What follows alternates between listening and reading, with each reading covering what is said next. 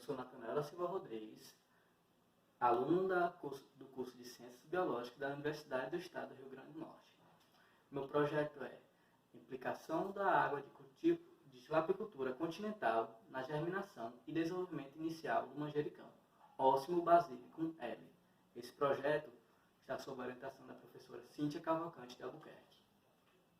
A irrigação na agricultura requer muitos recursos hídricos, pois as plantas necessitam de muita água para serem cultivadas. Isso causa um problema devido à falta de água em algumas regiões do país, criando a necessidade de reutilizar águas de outros efluentes para minimizar os gastos com água. Para isso, o efluente de aquicultura, cultivo de organismos aquáticos, apresenta-se como um forte meio, destacando-se a piscicultura, pois cultivo de peixes vem crescendo ainda mais no Brasil.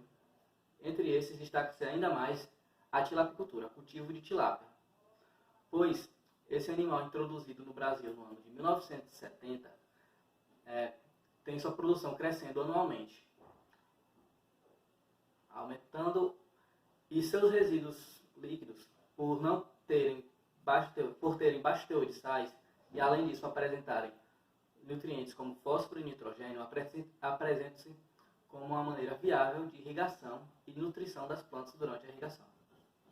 Uma das maneiras viáveis para a utilização desse efluente é utilizá-lo para irrigar o manjericão, Osmio basilicum, pois essa planta, além de ter um valor na culinária, ela apresenta um forte valor também na medicina, tendo grandes utilizações em ambas as partes.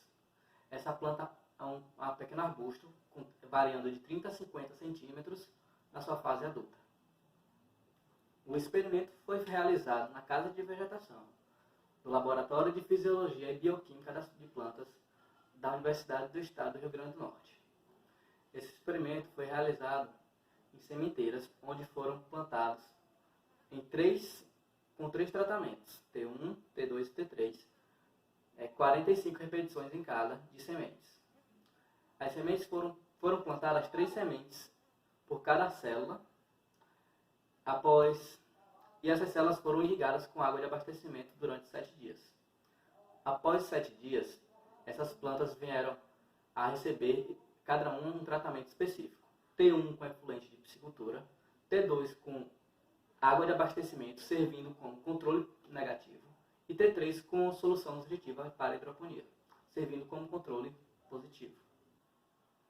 9 dias após o início da irrigação com tratamentos específicos, as plantas foram coletadas. Foram selecionadas 15 plantas aleatoriamente por tratamento, e delas foram tiradas a altura da parte aérea com auxílio de uma régua, e foram separadas a parte aérea das raízes. Foi tirado o excesso de areia e foi pesada a massa fresca de cada parte. Massa fresca da parte aérea de cada planta, de todos os tratamentos, e das raízes de todos os tratamentos também. Após a pesagem, essas plantas foram colocadas em embalagem de papel e conduzidas a uma estufa de secagem, onde permaneceram por 6 dias.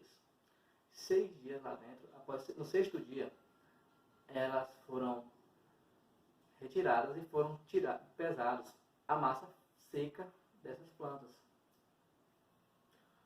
No momento da coleta, também foram selecionadas 3 plantas por tratamento para se retirar a quantidade de pigmentos fotossintetizantes, clorofila A, clorofila B e carotenoides. Como foi feito esse processo? Essas 3 plantas por tratamento foram cortadas suas folhas e foram pesadas. Após a pesagem, foram imersas em 5 ml de DMSO. Isso em tubo Falcons, onde permaneceram por 3 dias em local escuro, sem nenhuma influência de luz, pois os pigmentos fotossintetizantes reagem com a luz, então isso foi necessário. Após os 3 dias, essas foram coletadas e foram medida a quantidade de pigmentos fotossintetizantes com auxílio de um espectrofotômetro. Durante a análise do resultado, o efluente de tilapicultura não ofereceu nenhuma contribuição negativa para o manjericão. Melhor que isso, ele apresentou um maior crescimento de biomassa e de tamanho, em relação aos demais comparados. Porém, o T2, que era o efluente com água de abastecimento, apresentou um crescimento muito baixo. Isso foi devido à falta de nutrientes no solo e na água. Entretanto, T1 e T3, T1 com água de piscicultura e T3 com solução nutritiva, apresentaram tamanhos visuais muito parecidos. Entretanto, T1 com água de piscicultura apresentou um crescimento radicular e da parte aérea maior, devido à quantidade de nutrientes na água. Ao analisar os dados de média de biomassa e altura, é notório que a planta irrigada com efluente de piscicultura teve um desenvolvimento melhor. Muitos autores defendem que isso é devido aos nutrientes contidos, como fósforo e nitrogênio, pois esses nutrientes são essenciais para o crescimento e desenvolvimento das plantas,